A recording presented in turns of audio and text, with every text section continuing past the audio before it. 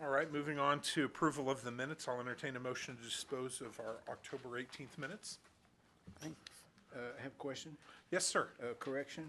Yes. On page 4, Article 3, 3.2, it says, therefore giving the council the discrepancy in determining, I think that should be discretion. If you could repeat that again. In the staff report, Yes. third line, said section 3.8, therefore giving council the discrepancy is the way it reads. I think that should be Discretion. discretion.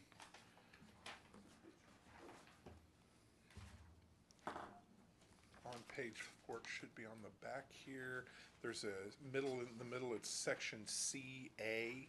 Right, staff report. And then on the third line, middle of that sentence, instead of discrepancy, it should be discretion. And I do believe that is consistent with our discussion, so. That looks like a discrepancy. We will, the minutes, actually, Mr. Castleman, I'm assuming that is a motion to approve the minutes with that correction. Exactly. Okay, is there a second? Second. Okay, motion and a second. Any other amendments? Any discussion? Seeing none, all in favor? Approved unanimously. Moving on to unfinished business, we have item A. We're still discussing, I think this is with the intention of showing some amended language that we had discussed at the last meeting regarding council member qualifications. Mr. Fearborn, I'll turn to you for a staff report. Thank you, sir, and I would ask Mr. Zer to provide that. The council member qualifications, and I think you might have to help bring me back up to speed on this since I did step out at the last meeting. You all had been discussing the council member qualifications for provisions within this. We had some language that was proposed at the last go-around, which would have information in there that would allow you to reference and correspond between both the code section as well as the charter section, and it would refer to specific items that were identified as important for Raymore specific, including the 6 months immediately preceding the election being within the ward of that area, and also make reference to sections 115.306 of the revised statutes of Missouri, which outlines additional provisions for qualifications of any elected official. I think you might have language with regard to that, and unfortunately I don't know. Thank you, sir. The language for qualifications, so yeah, that's one. The language that we were looking at under this provision would read as follows. A council member shall have reached the age of 25 years prior to commencing a term of office, shall be a citizen of the United States, shall have been a resident of the city for 2 years, and resident of his or her respective ward for 6 months immediately preceding election, and a qualified voter shall remain a resident of his or her ward, and a qualified voter during his or her term of office shall not be subject to city liens or forfeitures, and shall comply with all provisions of RSMO 115.306 as amended. Our recommendation is based on the following. The state has 3 times in the last 3 years changed the qualifications necessary for local government officials. What we try to do with this particular section is while we can amend this section in code, we can't amend this section as easily, obviously, in the charter. It takes much longer. And if we get too detailed within this section relative to the qualifications that are concerned, we can't go back. So what we've attempted to do is take the qualification section and list out specifically within the charter the city-specific qualifications that we have within both code and charter that would not be able to be changed here, but are also not listed within state statute. For instance, state statute does not talk about how long you got to be in your respective wards. And then for those state statutes that change more frequently, simply refer to the statute that is in here, so that if the state statute gets amended, that wording is already included in the charter, and you all don't have to be changing it. So basically, a simplified qualification section, city-specific items listed, and then referencing state statute for the remainder. That concludes staff report, sir. Any questions of staff? Ms. Hubach? I wanted to add another proviso, and that is, if we've got, it says in here about elected officials, what about at the county and at the special district level? We could end up with one person having 2 or 3 positions in each one of them, as long as they weren't paid for. Why, they'd be okay. And I think we ought to put something in there to limit, if they're, for instance, they could be on the school board and they could be on this. They can't be on the fire district because they get paid, I think, $150 or something like that. And then there's something there at the county level, they get paid. But there's nothing, it refers to city, and I want to expand that to say that if they are a member of some other elected office in the within the county, that they not be eligible to be in the city council. I don't believe in concentration of power in any 1 or 2 people. Well, I think that's a completely appropriate topic to bring up under qualifications. Does anybody else have any thoughts on that or like to respond? Tim? I would totally agree. I think that you can, or number one, you can spread yourself so thin when you have 2 public positions, whether they're paid or non-paid, and Peter or Paul, one of them are going to lose because the majority of time is going to be focused on the greatest issues you're involved in with either one of those entities. So I would agree with that and support that. Just for curiosity's sake, and obviously I'm sure it's probably a long list, but what would be some examples of ones? You mentioned school board, you mentioned fire. What would be some other crossover situations, just for my ignorance? Question, but I want to go ahead and acknowledge the mayor for a moment. Mr. Mayor. Well, I'm actually going to answer your question. I serve as the chair of the Cass County Emergency Services.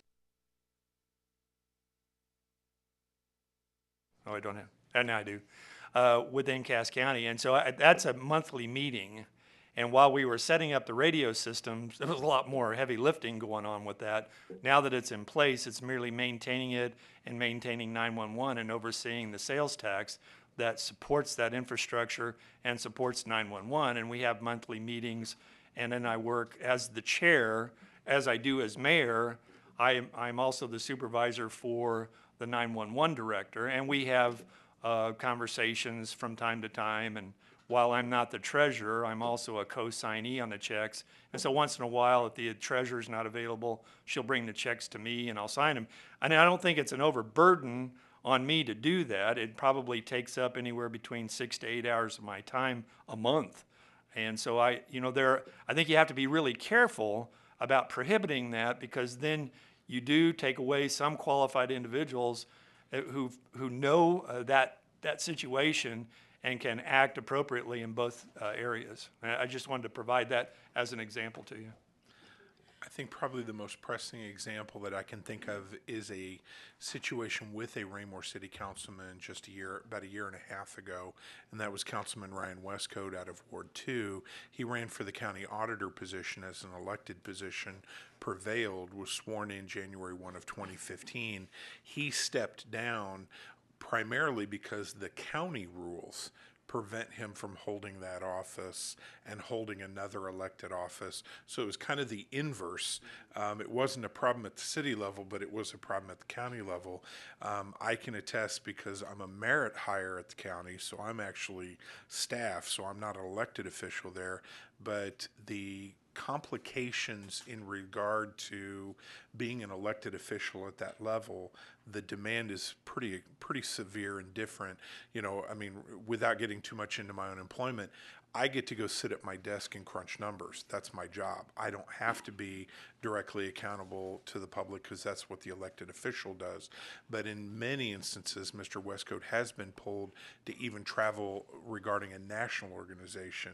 So the demands are a little different, and the reason why I would offer some consistency with Ms. Hubach's recommendation is the idea that, and this means no disrespect to any voters, but when you have somebody wearing two different elected hats, we sometimes don't, I guess we don't separate out.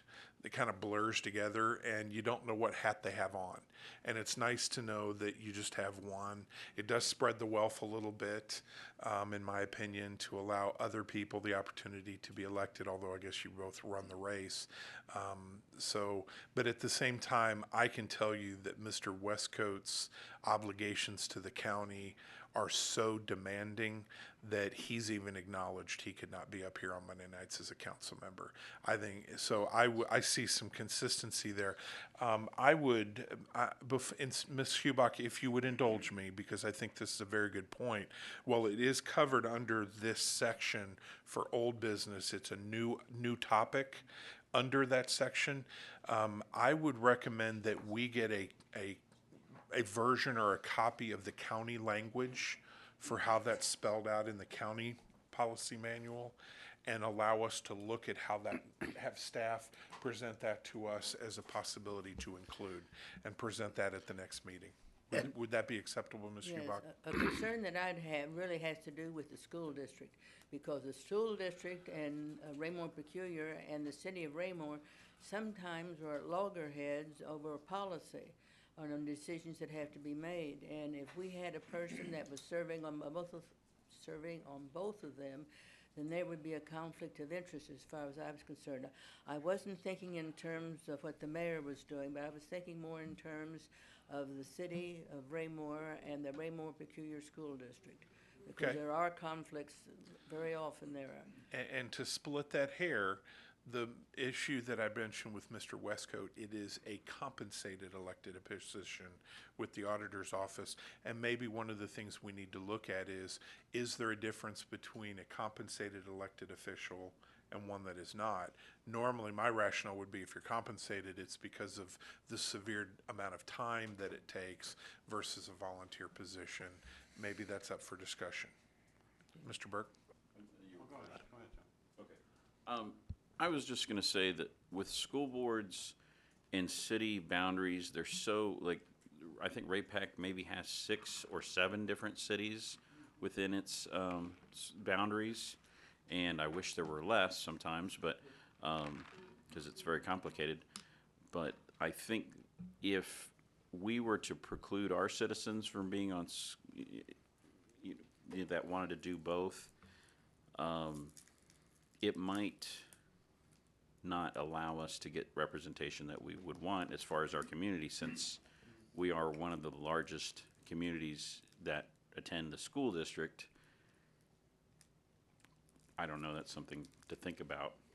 What I remember was, it wasn't too many years ago, that we were having a problem because the school wanted to put another building somewhere, and we had some problems with it because they didn't want to meet different codes that we had, and that kind of a thing, and I would see where there could be a conflict of interest, and that's why I think I particularly have that in mind.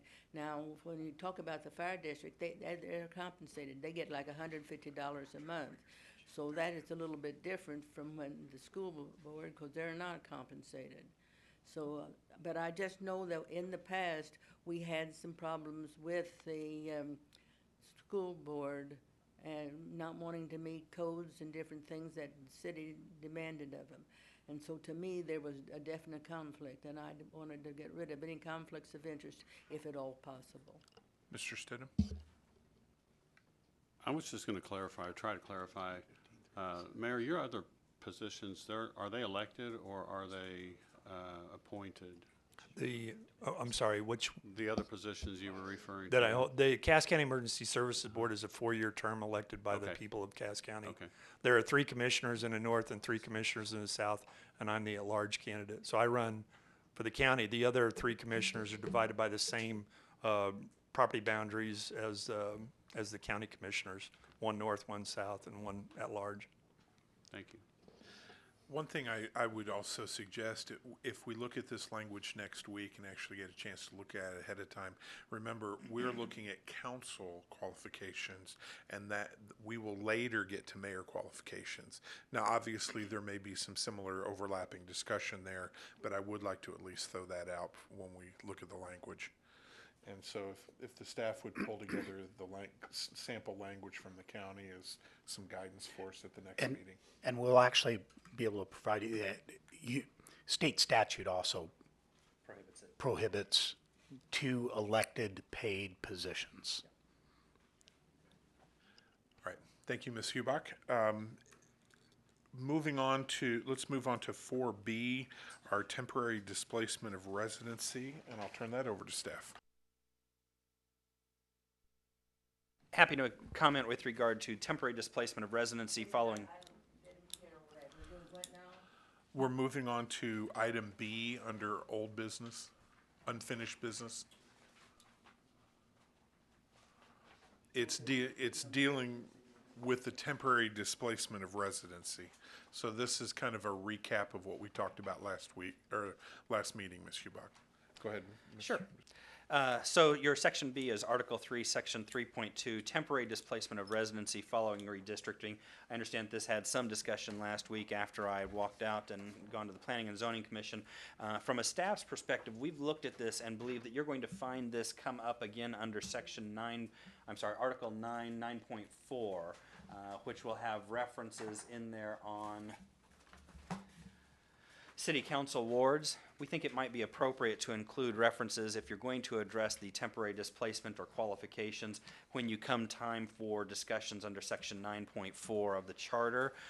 Not that we're trying to duck the issue, but we think that it'd be more appropriately placed there when it comes up for that discussion. Any questions of staff? I think, hearing none, I think that's a good recommendation, and if staff would notate that, it may help to remind us We absolutely when we will. get to that as well. Yep. Moving on to item 4C, quorum continued discussion. You're going to think I'm a broken record on this one as well, too. You're going to find quorum is referenced under section 3.13. We won't have to wait as long as Article 9.4 to have that discussion, but you've got a specific definitional provision under section 3.13, legislative proceedings, subparagraph D, which references quorum at that location as well. Sorry. You're fine. Sometimes we got to do that. Any questions of staff? Seeing none, that'll be notated as well. Moving on to new business, we are now to Article 3, Section 3.3 regarding compensation. Well, I tell you what, on that note, Ms. Hubach, would you lead us out? What are your thoughts? One of the problems that I have is when we get paid. When we run, we have 3 years that we work from. We work from the calendar year, the fiscal year, and the election year. And on our compensation is supposed to be based on the election year. However, if it's not always the same, depending upon when you run for office. The way in which it's been done in the past, instead of being done annually like the charter says, it is done on a day-by-day basis, so that if the election is held and you don't get installed until, say, like the 10th, you don't get paid from the first, but you get paid from the 10th on. That's for this year. Then for next year, the day of the election, it may be a different date. So that will be, if you run in for then, that'll be a different one. So the council has different dates then in which they get paid. And I can't see in here anything when it says annually, and to me, annually means annually. But also, there's something in there that does not compensate how we're going to handle someone that comes in the middle of a year. It just, annual is it just says they will be paid annually. So how do you determine what is annual and when they start paying? Do they start from the day they are elected? Is it from the day they're sworn in? When do you call the year for the compensation? Because now, let's see, I think I've got been on 12 years, but I was off for 1 year and then ran again. And so that has a different date, and we don't get paid until we no longer are on the council. Do we get paid for that extra day or whatever it is? So like for Mr. Burke over here and Mr. Moorhead, their days of being compensated are different from mine. And that means then that the staff's going to have to carry those on for maybe years before they get paid. Because if I did not, I'm up for election in April, and let's just suppose that I don't get elected, then I will get paid for 2 or 3 days of the April election, plus whatever it was that I had when I ran first time about 4 or 5 years ago. So that doesn't make sense. Annual is not the same thing as on a daily basis, and right now you're being paid on a daily basis. If the election is held on the 10th, you don't get it from the 1st, you don't get it from the 11th on the rest of the month. Now, so we need to make some sort of provision for the people that are no longer elected. How are they going to be paid for their week or whatever it is? Do they get paid for the full month? Do they get paid for 2 or 3 days? How is it? It is not consistent, and I want some consistency on it. And to me, annual means that I should get the same amount of money each year that Mr. Burke gets and that Mr. Moorhead gets. And they should get the same amount that I get. Because the charter makes no distinctions between whether we work a full 12 months or whether we only had 3 or 4 months. And we need to do something about it. If somebody retires, or chooses not to run again, and they get paid, what's the replacement going to get? Okay. Any other thoughts? I'll go ahead and chime in then. First of all, I would note, and I would ultimately maybe ask for some staff recommendation on this. The first part of the sentence on that mentions that the compensation is determined by ordinance. And so therefore, there's some question that if the council as a body votes and passes an ordinance, they can set different rules over different times to address things. For example, one of the issues that has been recommended this fiscal year was a change in compensation and a proposed increase. Now, the council member that was suggesting that has subsequently withdrawn and stepped away from the council, so that's kind of not pressing before the council at this time. But those are issues that are done by charter, and the charter can define each of these, because I believe that this sentence is complete not by all of its words, but by its reference that it is controlled by ordinance. It just says the council may determine the annual compensation. And that is where my sticking point is. What does annual compensation mean to us? And what does it mean to the charter? What does it mean to the people that are either going to run for office, have run for office, or are just citizens? Well, Ms. Hubach, currently the annual compensation is by the last ordinance is $4,200 a year. Each council member receives $4,200 a year. It is divided by 12, and so it is paid equally. I didn't get that. No, and I didn't. And I went to Mr. Feuerborn and told him because they went by the day rather than by the month. I didn't get a full month. Without getting into the specifics that I believe kind of strays into personnel, I would, although I don't think we technically counted personnel from that standpoint, we're transparent.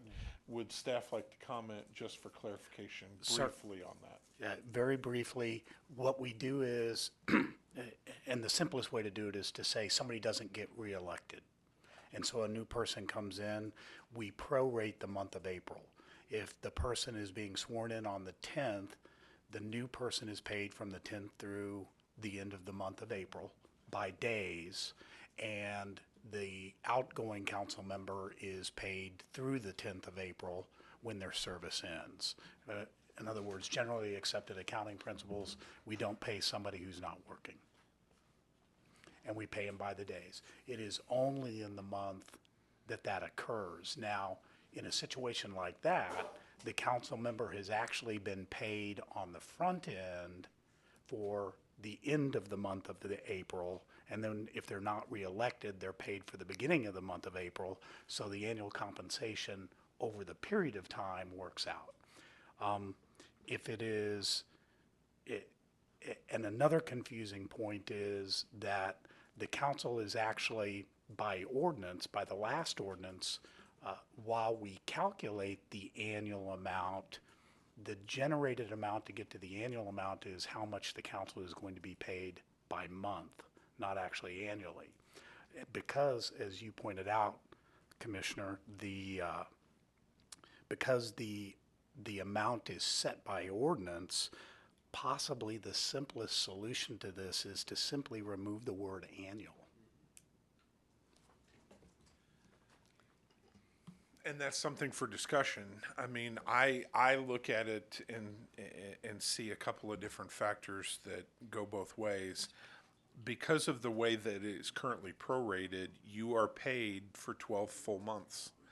And the only variation would be, as the example given, you could have, because we don't always have the election on the exact same day, because a month is roughly 30.5 days, that because you could be a day or two off, the amount of money that would slightly go over 365 days could lead to about a $3 to $4 swing. So I think that's argued as de minimis. Or not material, or it's very small. Well, it was over $100 in my case, so that may be a small amount. And it wasn't so much the money as it was the principle of the thing, because what I found out is that it is not the date that you were sworn in that becomes when you're elected. You are elected when the election is over, and you have been sworn, I mean, you Certified. have been the winner, you might say. But a week may go by before you are sworn in because of the way in which we have our meetings. So how soon after the election is held can a person be sworn in? Then I think we have, what is it, the election has until Friday. The county clerk has until Friday after the Tuesday election in order to guarantee who the winners are, in case there's a challenge or something to the vote. Okay, Mr. Burke?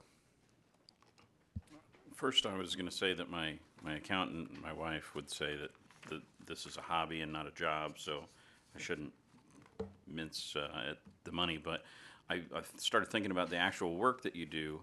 She said the same thing when I was a coach. The actual work that you would do, if you were actually preparing for the first meeting that you'd be sworn in at, you would actually be working before you're sworn in to read the packet. It might be 200-300 pages that a new council member newly elected or re-elected would read before they actually started working. And in order to do the job that you were swearing that you're going to do, you would actually have to start working before you're sworn in to do it properly. So maybe it should reflect upon the vote of the people when you were voted in. I don't know that it's going to make a big difference in the amount of money.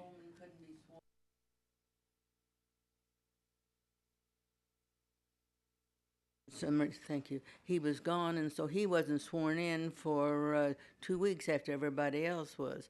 So based on that, he should have received only about a half of a month rather than almost 3/4 of a month. So I don't know how they're handling it. Is just, to me, when I looked and see what other cities did, I found out that it wasn't a problem for other cities because most cities in our size do not pay their council members anything, or else it is just $1 a year. Well, you know, with $1 a year, it doesn't make any difference when you're going to get paid on that. But it was the fact that when you are a charter city and you have a city manager and a staff like what we have, usually the council doesn't get paid anything. But since we do get paid, then I wanted to make sure that everybody got paid equally. $100 wasn't going to make me or break me. I would work for this job if it didn't pay anything because I feel very strongly about the city of Raymore. But that wasn't the point. The point is it said annual, and yet we used the basis for deciding April as a daily basis. And I wanted some. The fear that I have when we get into splicing hairs like that is this. As far as if you were elected in the April election, you normally take office right around the first third of the month. And so I could see where it could be argued that you weren't there staff is arguing you're not there the full month, so why would you rationally believe you should be paid for days before you were employed? But we do have situations where we have special meetings to fill seats. What if we had if we did this and said, well, we're going to pay a certain amount per month? Well, what if we have a special meeting that falls toward the end of the month and that person is elected 4 days before the end of the month? Should they be compensated for that full month? And that's, I think, where staff is trying to follow accounting principles that would, in essence, show some recognition of a partial or prorated amount.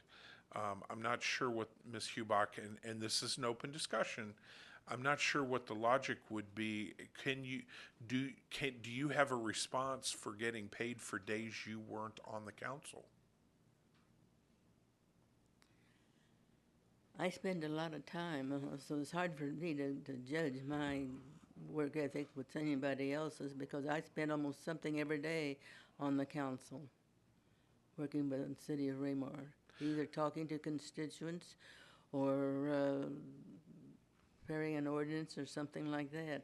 Well, but the point you brought up was proration based Yes. on when you took the seat. So obviously you're seems not to me asking you to be that- paid for time before you were appointed or elected. I think it should start with the day of the election. After the election is over, at that particular point, you are the official representative for your ward. So you should be paid from that day, not when you're sworn in, but when you are elected. Mr. Wiggins?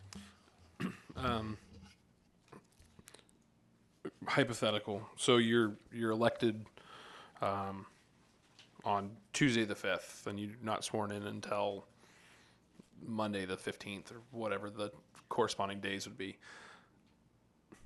Do you, as a council member, because you're not sworn in, have any powers whatsoever other than being assigned, here's your booklet, you probably should study before your job starts? Do you have any powers or capabilities prior to walking in that room and being sworn in? If somebody comes to you in your ward or there's an emergency city council meeting, do you have any powers or responsibilities legally whatsoever as a council member? Okay, that's a wonderful question. I'm going to turn to staff. I have a question on that. We went voters or something like that. And Well, Ms. remember- Hubach, this is a procedural question. I know, but So that it- was the procedural question that we decided on it then, that when the election was held, that they would be sworn in at the first of the meeting rather than at the last of the meeting, so that they could take care of the things that he was talking about, Matt was talking about, Well, being able for- to handle whatever came up before they were sworn in. I'm referencing you get elected on Tuesday. Thursday something happens, but the next council meeting isn't until the following Monday. On Wednesday, Thursday, Friday, Saturday, Sunday, you have zero power whatsoever as a councilman. You've been elected, but you don't have any responsibility whatsoever, so therefore you shouldn't be paid. Just like if I get a approved for a job, I interview for a job, I'm offered a job offer with a salary, and here's your job, you start 2 weeks from now, I could be fired from that job before I actually show up. I also am not going to collect any income from that job because I don't start until the 15th. But at the same time, I could also have my position rescinded from me for things I've done or things I do in the meantime. But I haven't done anything to contribute towards that actual employment. So therefore, I am not eligible for compensation. And I think the same thing applies. The problem is, the voters said after the election was over, they didn't want the old council member to have any authority whatsoever on anything that was coming up before them. They wanted the new member to be the one to make those decisions. So, yes, I would say that that's why swearing in is not important. Well, and Ms. Hubach, I'm going to kind of play with this scenario before I turn back to staff to answer the original question. As you have pointed out, when a person, when the vote is tabulated on Tuesday, the vote is not certified until roughly Friday. So you haven't won the election, and in quite frequently in elections at the local, county, state, and federal level, there are instances where provisional ballots and absentee ballots have been counted after the day of the actual hard voting election, where a person won on Tuesday night but then lost by Wednesday morning. So by our own rules, you don't even have the opportunity to know whether you've won until Friday, but we want a continuity of service. So the idea that we don't want somebody on Tuesday night to create an emergency because we think somebody then can't take care of it. If I'm a council member and I lose the election on Tuesday night, I have to hand off my role, and sometimes there may be a couple of days administratively there. And I think what's stated is, and that's why from our, we even see it, we're going to elect a president here coming up, where that person doesn't take office for almost 2 months. Well, it is 2 months. And so, and there's, with the intention of handling transition. Like it or not, President Obama is still an acting president, even though he didn't win the election on Tuesday night, and the election results get certified, the Electoral College votes in December. He's still running all the way into the third week of January, and we need it to work that way to have continuity. In fact, typically you will have the president there in DC with the president being sworn on the steps of the Capitol, and then literally one will walk to the Oval Office while the other walks to Andrews Air Force Base. And you can literally see them almost passing. So we keep a seamless transition in our federal government. We also do that at our state government level. Jonas Hughes, who was a state representative from Kansas City, ran into some ethics problems a few years back, and he was not paid, even though he was elected and the election results were certified, because of violating a legislative rule. He didn't get sworn in until after he paid some penalties. He didn't get sworn in until February. His paycheck did not start until he signed with that clerk, like we do in our election results.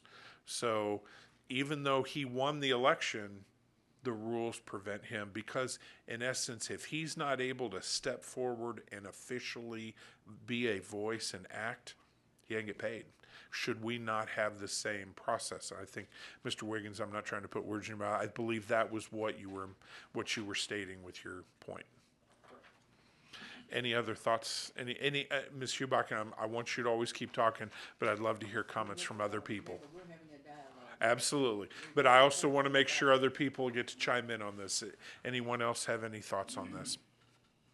Okay, shifting back to the staff, I'm going to play a game here. Does staff remember what was being asked of them?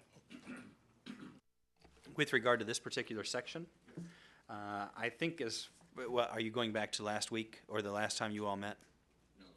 A few minutes ago? Then the question is, when does an individual become a council member? And from our position, it is exactly that.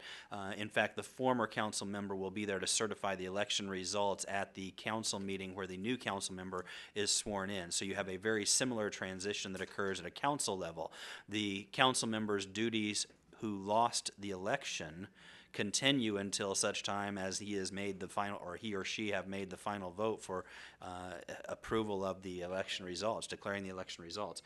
From a practical standpoint, if you're looking at this section, I would point out that there is a clear reference to the provisions of ordinance and authorizing the council to make decisions on this matter with regard by way of an ordinance. That ordinance could potentially identify what the terminology for annual compensation means. It could define what annual is to be defined as.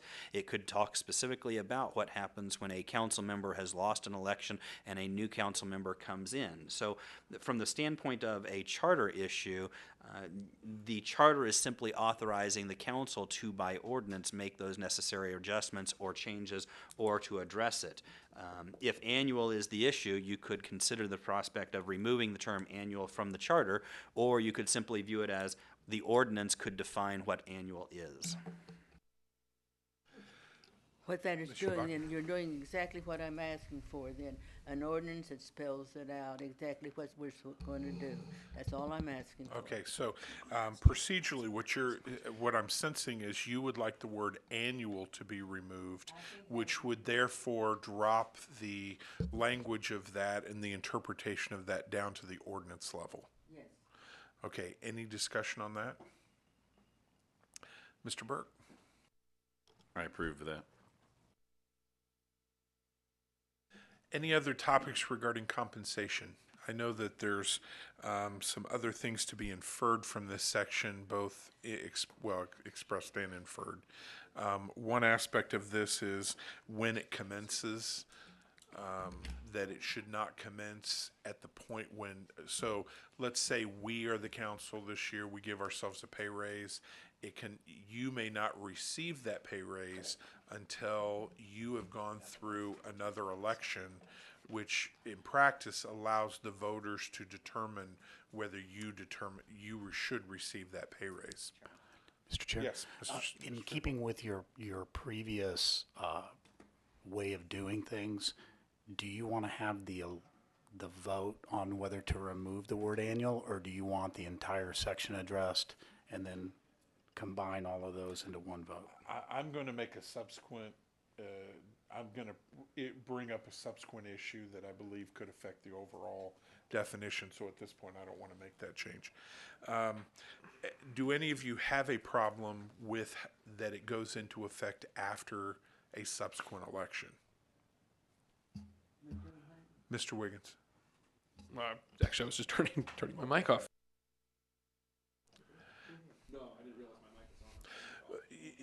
Well, as a matter of principle, I know that people like that because then they believe that the voters have the right to dictate compensation.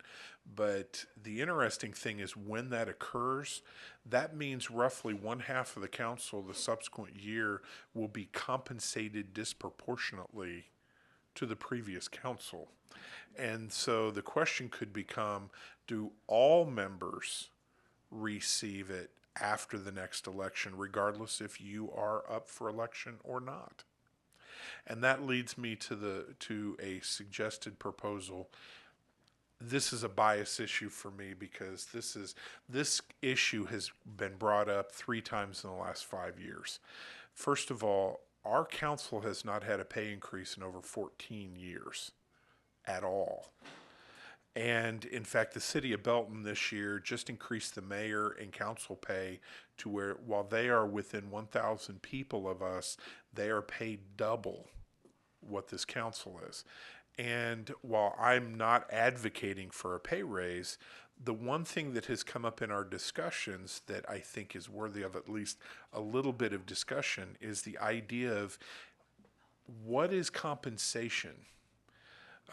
One of the arguments that came up is compensation is pay. It's like hourly pay. You put in about 2 hours on Monday night. We now, before it's really only 2 public meetings a month, but after you throw in the 2 work sessions, and of course, based on the last about 2 years. We take up every fifth Monday now. We have extra meetings for the budget. We have special meetings. There's a lot more hours, yes, that council members put in now that were not put in 14 years ago when the population of Raymore was much smaller. The interesting thing is each council member puts in different amount of time. So one of the arguments that I've seen over the last two discussions of this is we have council members, and respectfully other people who have served on the council may or may not agree with me on this, but council members participate at disproportionate levels. We have some council members that put in as much as 20 hours a week. We have some that, boy, you're lucky they read the packet and are willing to sit for 2 hours on a Monday night. And so the idea is this really pay for services? Or one of the arguments is this is designed as kind of a stipend or reimbursement for expenses and related efforts. Yeah, Stephanie, please.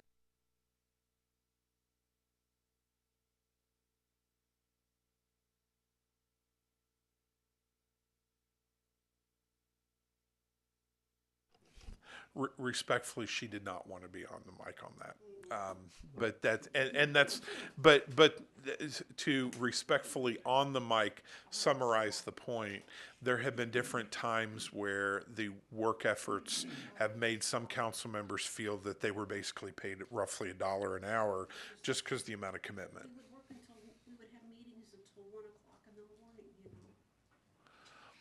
And so the idea, and I am not the poster child here, but I just, how many hours did we spend today at federal court regarding matters of the city, between serving on a state board with the Missouri Municipal League, between the League of Cities, the Joint Cities, and all the other county school board related meetings, coupled with spending weekends traipsing through stormwater ditches, looking at preliminary plats for subsequent votes.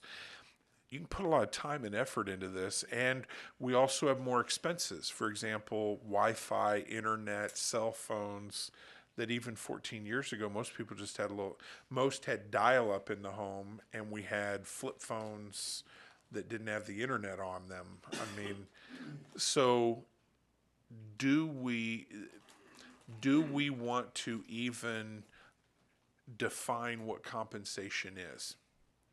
And what the final argument, and this is a little bit of preaching on my part, the only problem I've had with any council member who talks about this is I am grossly offended at the melodrama when a council member will look at people in the audience and talk about how they do this for the will of the people and how they are a servant, and in fact they feel that they should do this for free, and if they could give the money back they would, even though legally they can disclaim the pay and give it back, but they'll say that on Monday and cash the check on Friday.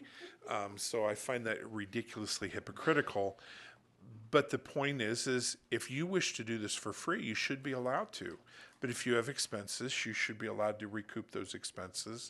And in light of services provided to the citizens, should the citizens have the right to determine how they want to compensate the people representing them? Yeah, Go ahead.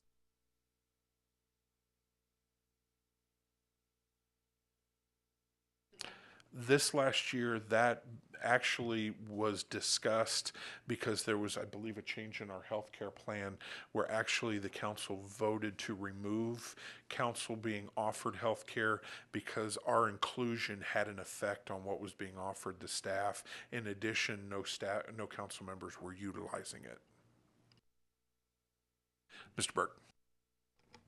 Since we're talking about compensation, when I went through the experience of running for election, I felt that the amount that it costs to produce signs and pamphlets and things to actually get elected against an opponent is so much that I feel like there are a lot of people that would be precluded from actually serving on council because they would need to have enough money to be able to put aside you know, several $1,000s to put together signs and publications and things like that. And knowing that perhaps if they were to prevail, that would be recouped in some way. But I feel like the compensation is low enough that it does keep a lot of our citizens from considering the possibility of wanting to run.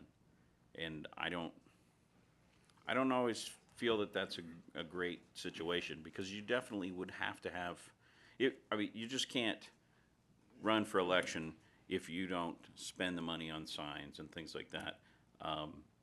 And there are people that would just say, I can't, you know, afford to run an election.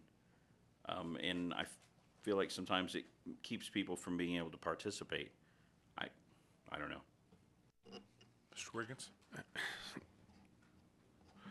How often, well, I'm just trying to think of in the last 3 years, I don't think, at least in my ward, there seems to have been, I guess maybe Kevin technically had an opponent, but they dropped out rather quickly.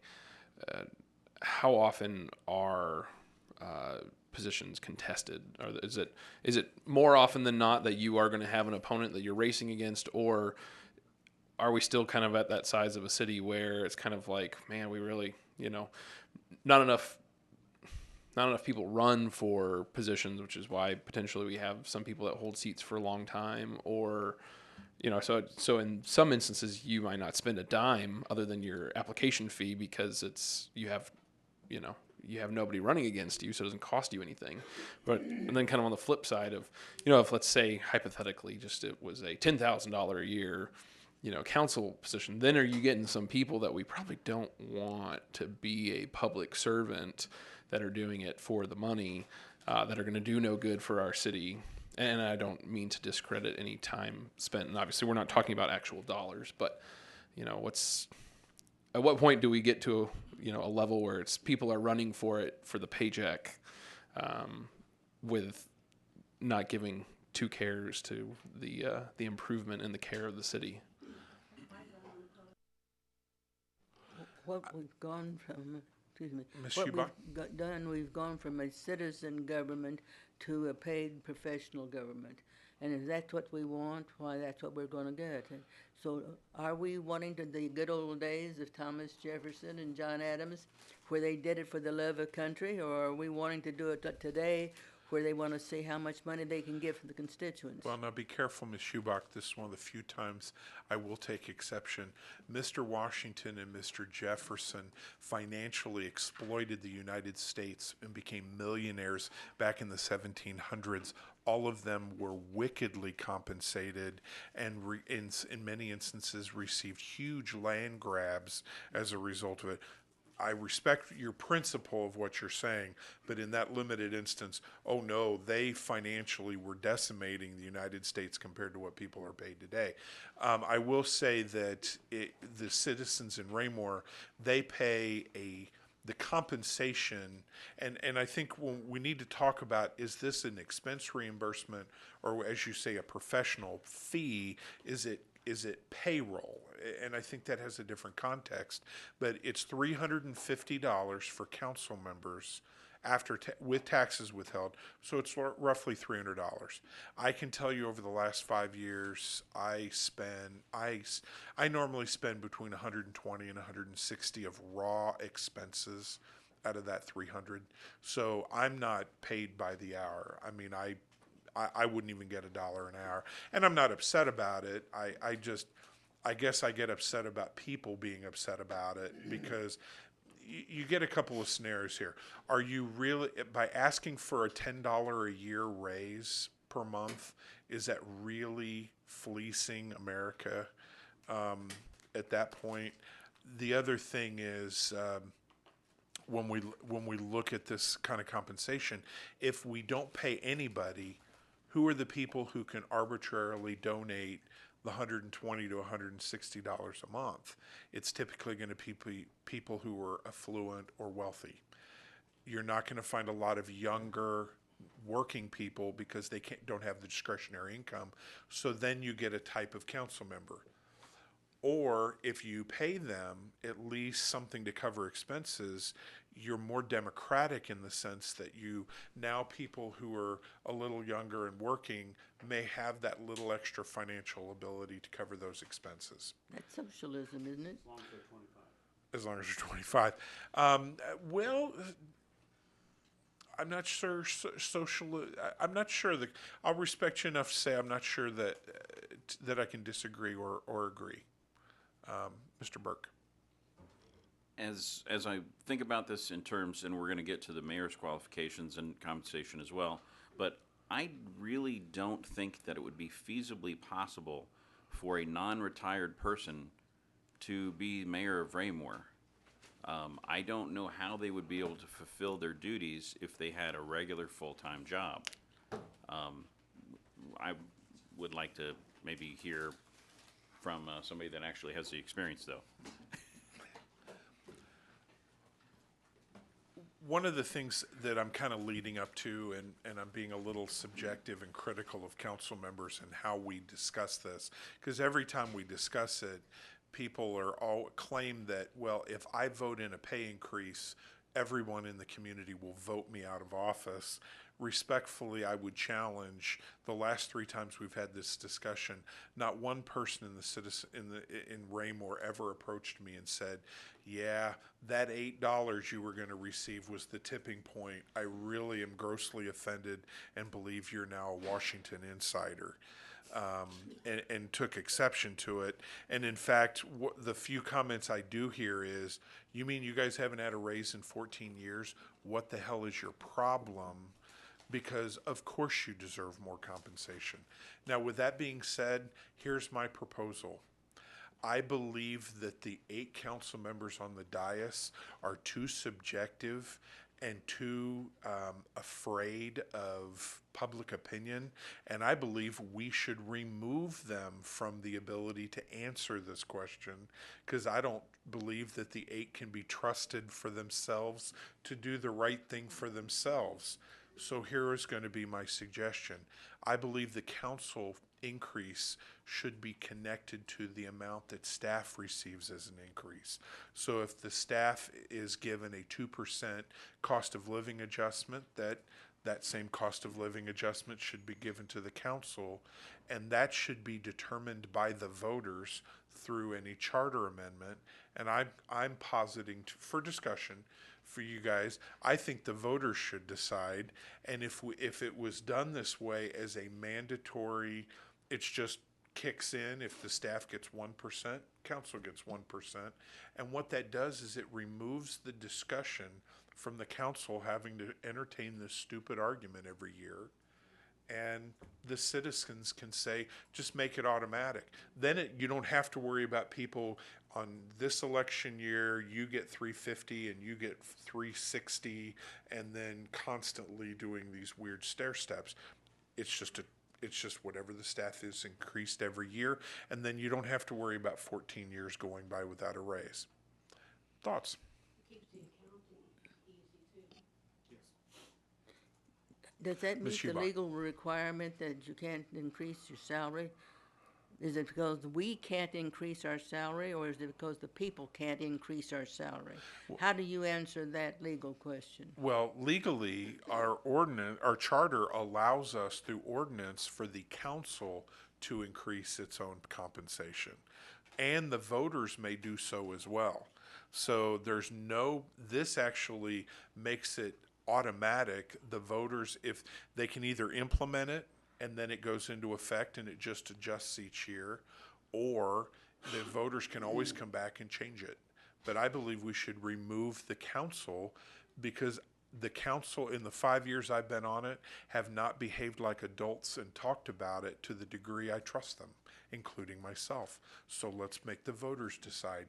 If it's up to the staff increase, if the city's going well, staff gets an increase, council gets a corresponding increase, because they work with staff to bring about that success or failure. Thoughts? What's the staff think about it? The mechanics of the way staff increases now work are, we are on a step system. So staff steps through and gets a 2.5%, but that is considered another year of service. So that's actually the service increase that they get. What the chairman is talking about is the entire step system chart is also, if it's a good year, is susceptible to being improved by the COLA amounts so that our ranges are also keeping pay. When you're stepping, you're not stepping to a non-COLA increased amount. So the step is merit, the COLA is cost of living. What it would be tied to is the cost of living increase. And as the chairman indicates, in a year where things are lean, and maybe even when it's moderately lean, we can afford to step our employees through for their merit so they get to the top of the chart, but we may not be able to improve the chart that year.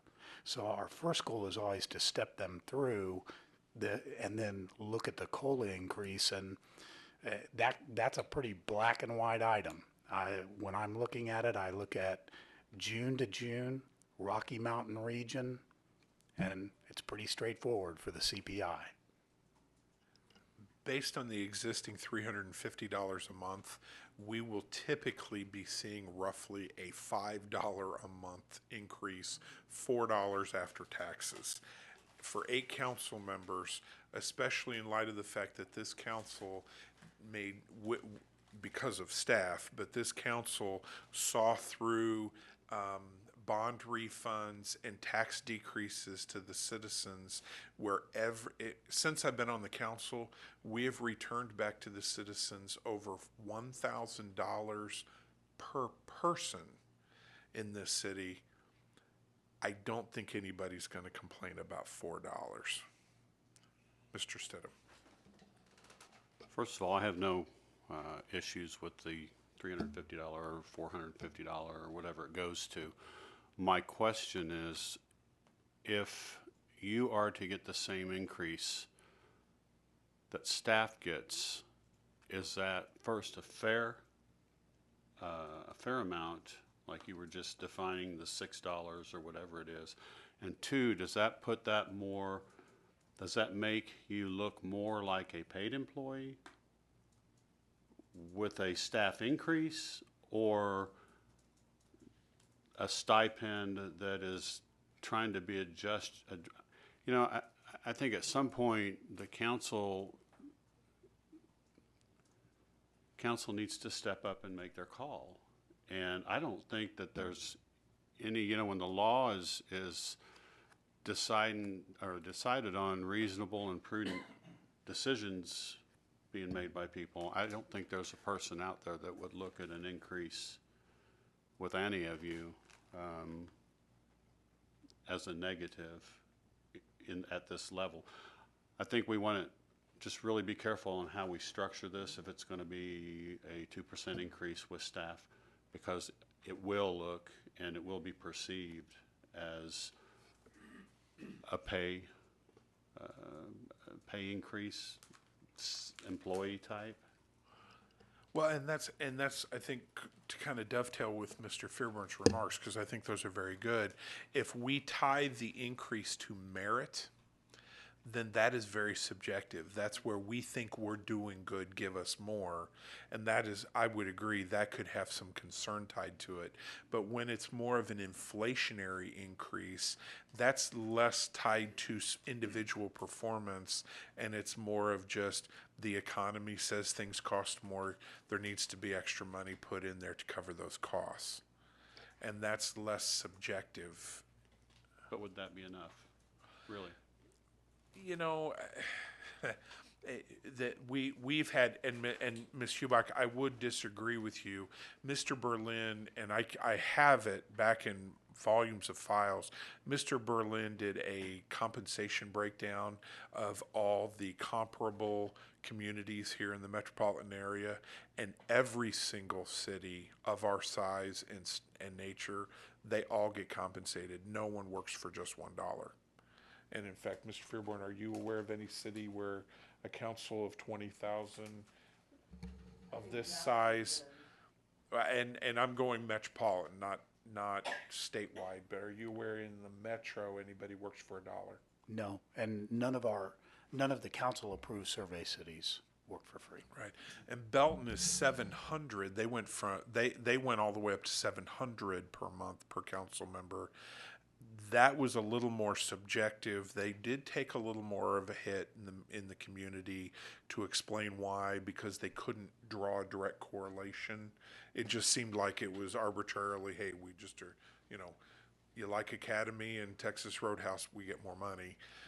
And I'm not passing any judgment on them, but I'm trying to reflect a contrast of the suggestion here. This is merely based on inflationary increase.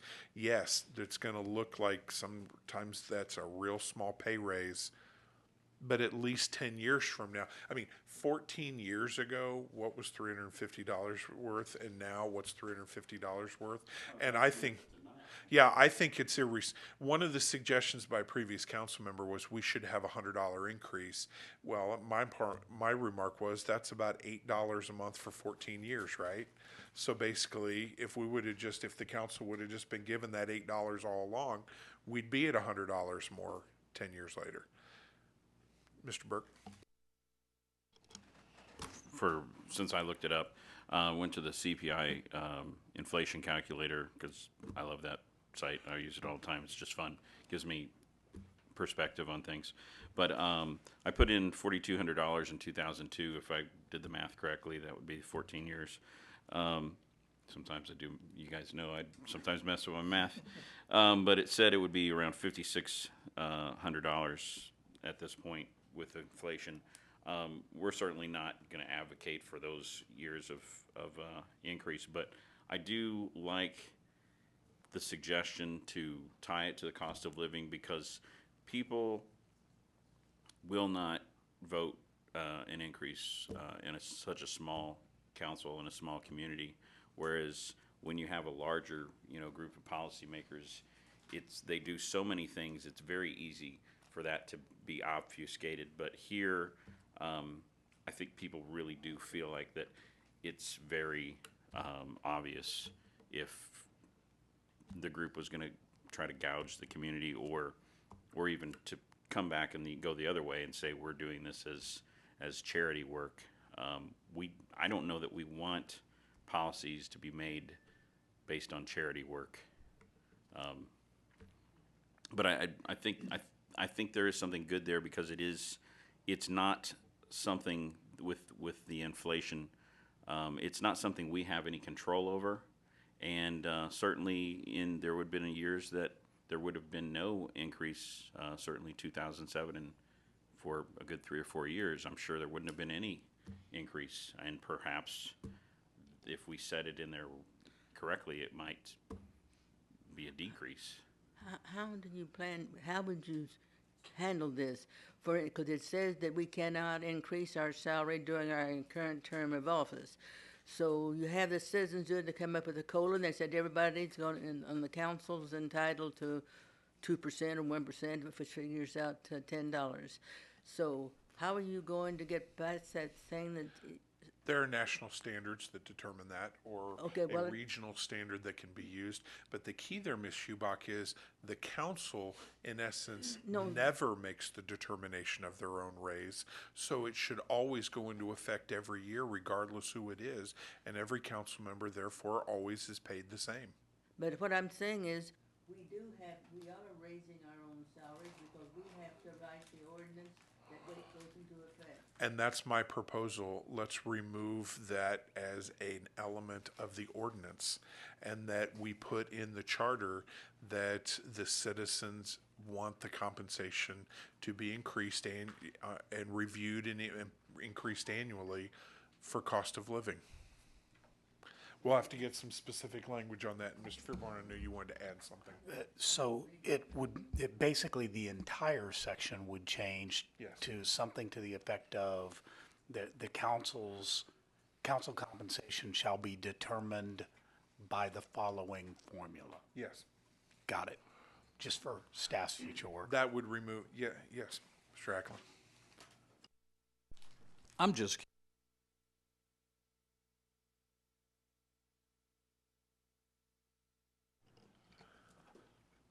randomly. Yes, the last time it was discussed a couple years ago, this was when Mr. Berlin was the city manager, and he gave a work session presentation on it. I know that Mr. Van Huser actually and Mr. Alonso were two names I remember in the discussions on that, and I read the minutes on that. It was very arbitrary and subjective, and literally it was almost like somebody just picked a number. There was no direct correlation, other than they were trying to be reasonably consistent with other local municipalities. Sir. And not advocating one way or the other, but I would point out to the Charter Committee that a number of our other committees, License Tax Review Committee, our fee committees at the staff level, have recognized the value of this type of an application. License Tax Review Committee several years ago for the excise tax randomly set a number. It seemed to be working, but it started to fall behind, and the committee realized the value of the small increases, so that all of a sudden, 15 years from now, we didn't hit up a whole bunch of our local businesses going, oh, by the way, the license tax review or the license tax amount was $1,000. We've fallen horribly behind and can't do what we need to be doing. We need to raise it to $3,000. Slightly different application. When the commission is looking at 14 years ago for an increase, that if there had been small increases relative to cost of living through that entire period that were virtually automatic, there wouldn't be this concern in there that we're really behind now compared to another location, so we got to do this huge raise to catch up. It'd be the small amounts that are automatic through the period. We've kind of hit this topic for quite a while, and I want to kind of get moving on here. I did want to spend at least a few additional minutes, since this was kind of an out-of-the-box kind of thing. But yes, Ms. Hubach, real quick. We look into it further for the legal ramifications of doing it. Does that mean that, say, if this passed, when the charter passes, then that, say, like July 1, everybody on the council would get a 10% or 2% or whatever the figure it is, increase then? Is that what we're saying? Then Yes. Then let's look into it and see if it's legally can be done. And that's why I'm not going to actually ask for a vote, other than would you guys agree or disagree that staff should put some proposed language together and provide it at the subsequent meeting? So, and that would kind of help solidify the last aspects of this issue. All in favor? Unanimous. I'll ask staff to do that. We have our direction. Any other issues regarding compensation? That's take care. I'm ready for now the mayor pro tem. Ms. Hubach, go at it. It's all yours. What I wanted to know on that, we have no provisions in there for either replacing or adding to or doing anything for the mayor pro tem. Suppose the mayor pro tem moves away for whatever reason, or something happens that he's no longer available as a mayor pro tem. What we have, there's nothing in the charter that says, makes provision for us to replace him. We did have a mayor pro tem that was just, I'll use the word rotten, and there was no way that we could replace him because we elected him in April, and he was there until the following April. So should we have language in there that replaces him as well as keeping him? And Ms. Hubach, obviously you are not implying the current mayor pro tem, or at least I would applaud you if that was your attempt at criticizing me. No, there you go. Well, Ms. Hubach, and I think you do raise a very interesting point, because you're right that section alone does not address the issue of vacancy. It mentions vacancy of the mayor, but not of the mayor pro tem. Under 3.7A, there is a vacancy discussion about a council member, but there is some, I mean, the plain meaning rule of 3.4 is the council shall elect annually from its members a mayor pro tem. Should we add the sentence, or upon a vacancy or removal, a replacement mayor pro tem? Mr. Stidham. I'm glad you read my mind because I was going to raise my hand, but I was thinking, and I made a note to myself here, and a lot of it is going back probably to the situation that Ms. Hubach was referring to on this. Is there something legal, and I'm asking because I don't know, can the mayor appoint the mayor pro tem? And if so, would that be not something to consider? Because I think back to this situation, the mayor has to have somebody that he can trust and feel comfortable with in that position when he's gone. So just as we're sharing dialogue, my question is it legal for the mayor to appoint the mayor pro tem? Currently, under our charter, it is not legal because the language under 3.4 says the council is the one that elects. Is it allowable if that were not a limitation? It is completely allowable. There's nothing illegal about doing it. Okay. It would just need to, I think we just need specific language in here to pick one way or the other.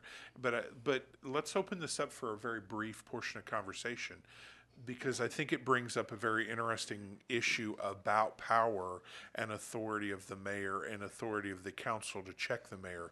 Do we like the idea that the council selects it? Or do we like the idea that the mayor chooses somebody? I mean, in the state of Missouri, we can have a governor and lieutenant governor who are completely from opposite parties. And the Missouri system wishes to do that. Do we want to explore that? Do we like how it is currently? Thoughts? I don't have a preference either way, but going back to a situation or two, it just brought me to question that. And my question was more along, I mean, I know what it says here, but we have the ability to kind of redo this if we want to. My question was more RSMO, is it something we can change legally, so. We can change it, yes. Yes. What are your guys' thoughts about the makeup of this role, Mr. Wiggins? And I mean, I have nothing wrong with the way it's presently worded. I definitely agree that if we add a secondary line that basically mirrors, what was it, 3.7A, that talks about a vacancy due to, however you want to word it, death, resignation, recall, removal, that then the council just elects a new mayor pro tem. Because I mean, in the history of the city, has it really been that big of an issue over the large period of times? Do we really need to get into a huge debate for something that's probably never happened, and knock on wood, hopefully never does happen? So just adding one brief sentence in case of a vacancy, the council elects a new pro tem, period, done, moving on. And Mr. Westcoat, when he left a year and a half ago, was the mayor pro tem and had to vacate I was elected as the pro tem to yes, the temporary pro tem, and to fill that remaining period until the April election. But just as the dependent clause mentioned, just that last little tag on there, does that reasonably solve that concern? Now, I'm not afraid to specifically state names, and while I don't want to be political here, it raises an issue under this, though, about the merit of this. The role of the mayor pro tem, from my standpoint, has I've worn numerous hats, and in some ways slightly beyond or substantive than expected under this statute or under this charter section. And that is, in many instances as mayor pro tem, if the mayor can't make the meeting, I'm the one that hits the gavel.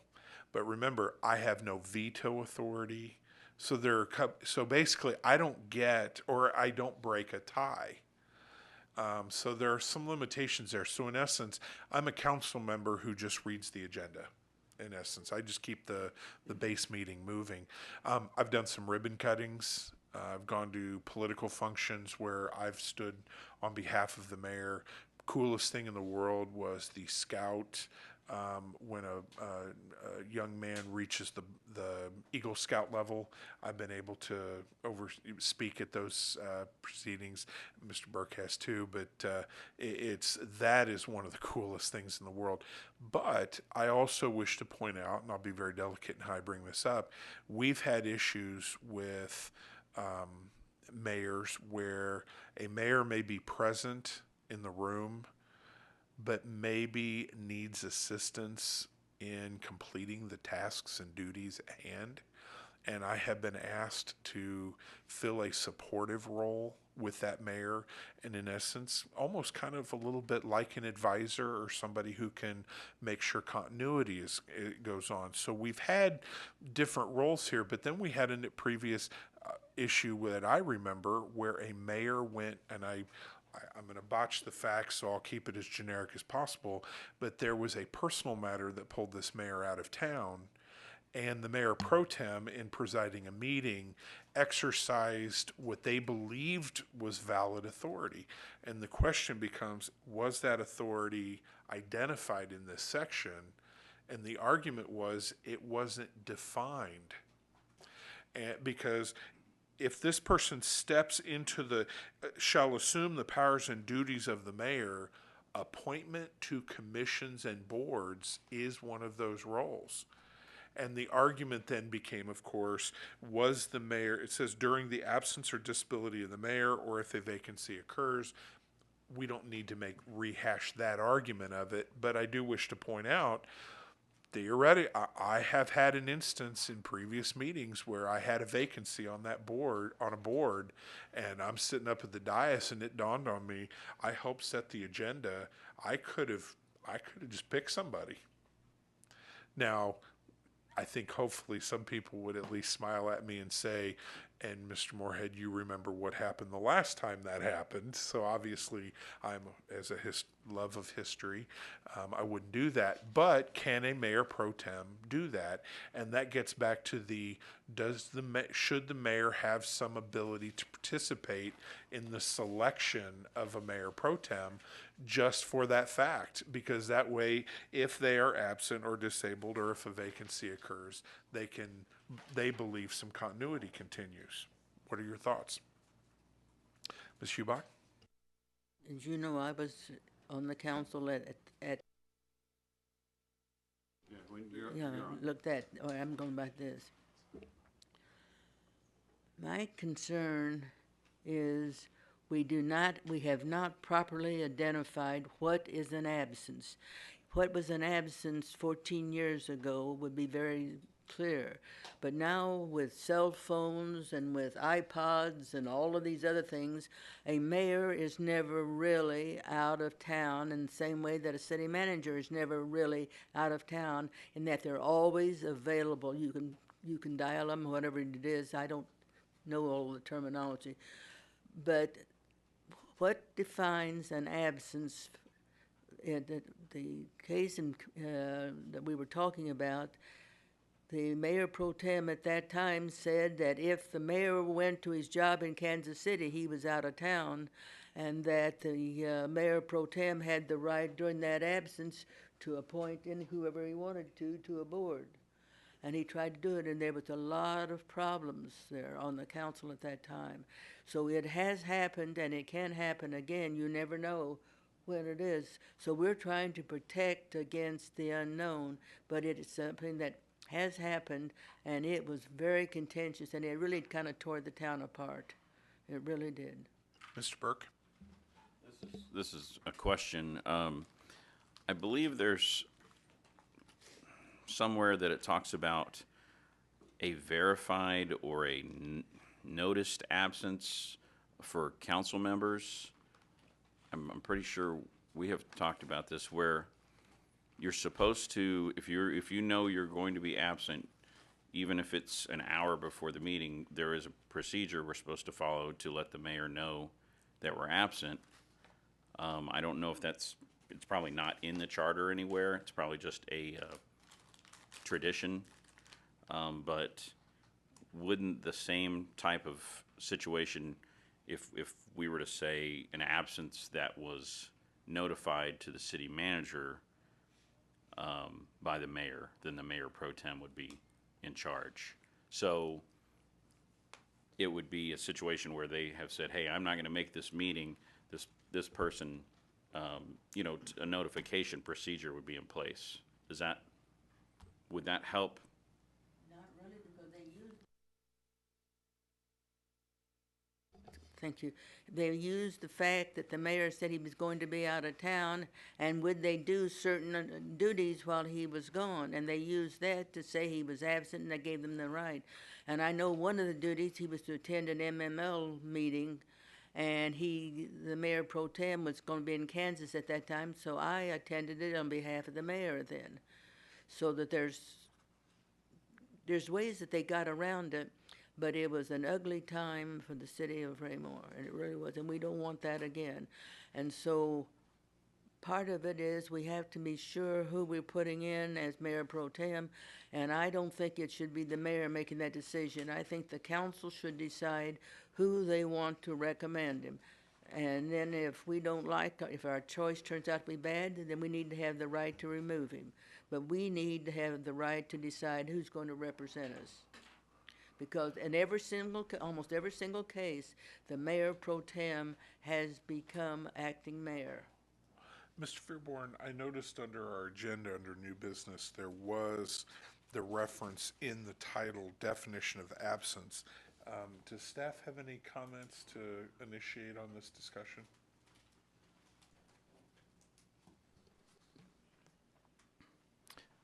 Because of the range of the discussion, staff would respectfully request time to review this.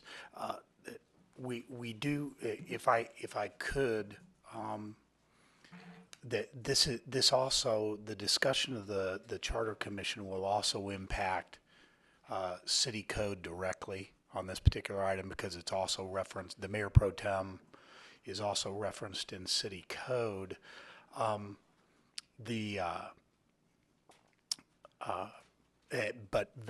very shortly, compared to most city code sections, the council shall elect one of their own number who shall be styled mayor pro tem and who shall serve for a term of 1 year. Very similar limiting language. Some of the questions we would have, certainly some language within there relative to of when a vacancy exists. However, it's the language, neither of the charter or the code discuss the time frame that's associated with this annual election. There is another section that discusses the fact that the mayor pro tem shall be elected as the first order of business, but just asking the question of the commission, should this particular section that talks about the mayor pro tem actually say a mayor pro tem will be elected immediately after the annual municipal election or such time as a vacancy shall exist in the position? Another question we would have for the commission is, certainly as the chairman has brought up, should the mayor have some sort of input into that? Also, should all 8 seats of the council be filled? Because if it is immediately after a vacancy exists, the position that was the mayor pro tem may not be filled yet.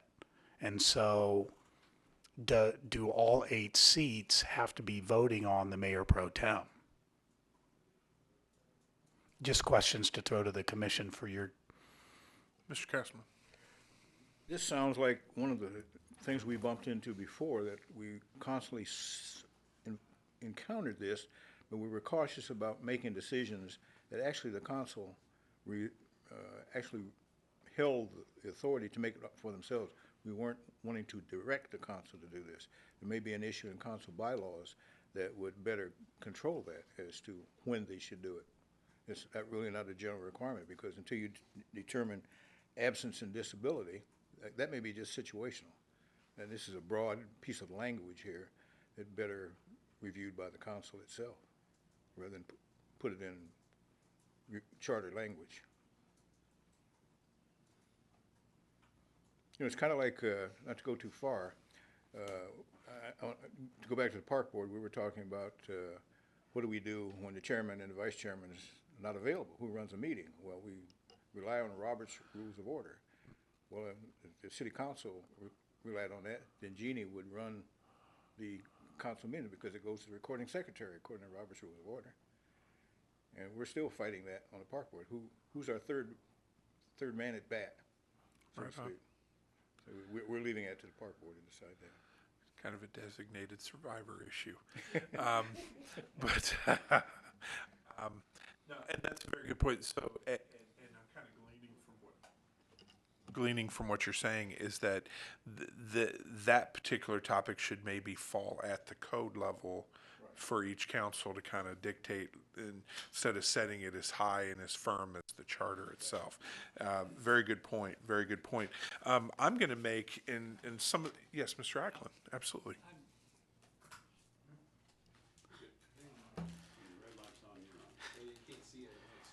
Yeah. I just want to make sure that I understand. Ms. Hubach asked a question about what constitutes an absence, and I was kind of curious as that as well. I'm not really certain what is an absence, because she brought up some good point with the technology we have today, so maybe we can discuss that at some point, so I can get an understanding. Absolutely, and that's one of the things I was going to suggest. One, I want to allow staff to be able to kind of prepare to offer some suggestions.